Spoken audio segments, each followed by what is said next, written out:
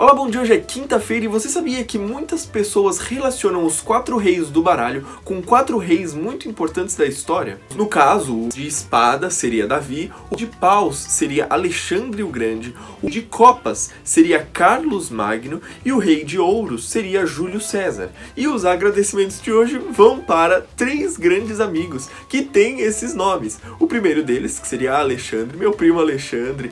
O segundo deles, Carlos Magno, eu dedico ao meu querido amigo teólogo Magno Paganelli. E por fim, Júlio, meu muito obrigado vai pra vocês. E mesmo sendo uma história muito interessante, muitas pessoas acabam difundindo essa ideia, é um mito. Essa é uma história falsa de que existe essa relação dos reis do baralho com esses reis da história, porque o surgimento dos baralhos se deu lá na China do século IX e eles utilizavam cédulas de dinheiro. E os naipes que a gente conhece hoje, na verdade, eram os símbolos das moedas. Mas essa curiosidade me fez lembrar de uma história que se passa na floresta, onde tinham vários animais confabulando, porque eles tinham 3 leões anciãos, velhos, que eles eram os reis. Só que eles falavam, ué, como temos 3 leões? Nós precisamos de somente um rei.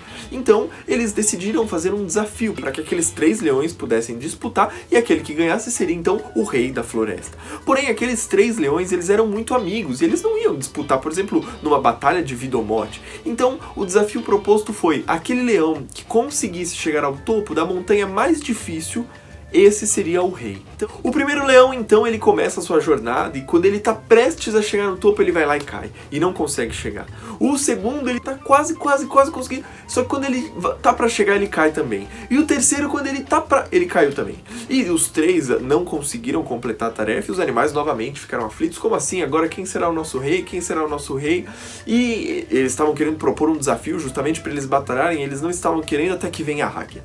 E a águia, com todo o seu esplendor e com toda a sua postura, ela chega e fala, opa, vocês estão discutindo aí, mas eu vi algo que vocês não viram.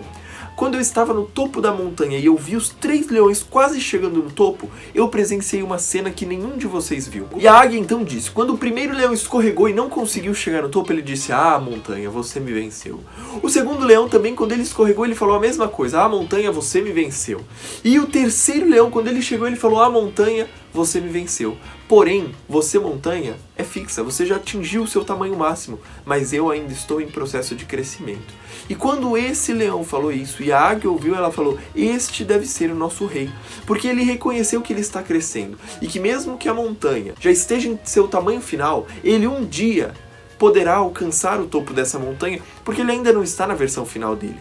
E aí então todos os animais então aplaudiram e aquele foi eleito o rei dos animais. E a reflexão de hoje trata justamente disso. Muitos dos nossos problemas já alcançaram o seu clímax, o seu tamanho máximo, mas nós estamos crescendo. Então se em algum momento a gente não consegue vencer aquele problema, a gente tem que continuar pensando assim, eu não fui vencido para sempre. Eu posso continuar e vencer. Por quê? Porque eu ainda estou em desenvolvimento. Nós estamos nessa jornada e um dia, quem sabe, quando aquele leão tentasse de novo, ele poderia continuar. A montanha, ela não mudou. Os nossos problemas, muitas vezes, eles já atingiram o ponto máximo dele, mas nós estamos em constante transformação. Então reflita sobre isso. Talvez neste momento você não consiga vencer o seu problema, mas talvez daqui a pouco, quando você já estiver em um estágio mais avançado da sua vida, isso pode acontecer. Então junto comigo ao longo dessa semana, vamos juntos refletir.